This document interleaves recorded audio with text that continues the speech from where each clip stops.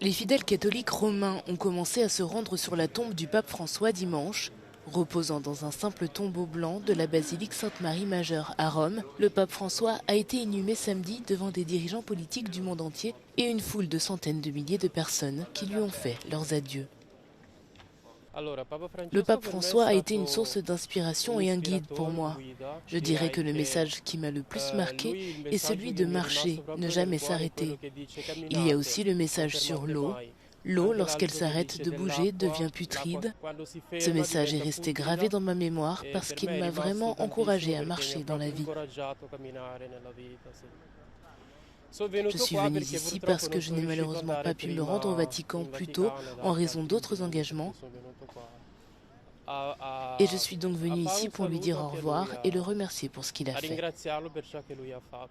Le pape François a choisi le lieu de son enterrement dans la basilique Sainte-Marie-Majeure, près d'une icône de la Madone qu'il vénérait parce qu'il reflète sa vie, humble, simple et essentielle.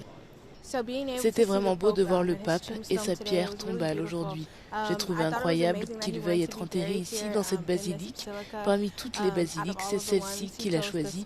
J'ai donc pensé que c'était vraiment extraordinaire. C'est une grande leçon d'humilité que d'être ici, sachant que je viens de Californie. Alors oui, c'est vraiment extraordinaire d'être ici.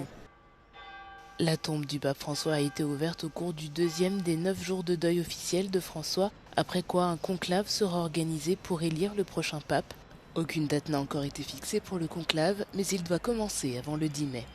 Les cardinaux qui se sont rendus à Rome pour les funérailles du pape François se réuniront régulièrement cette semaine avant le conclave afin de commencer à tracer la voie à suivre pour l'Église catholique qui compte 1,4 milliard de fidèles.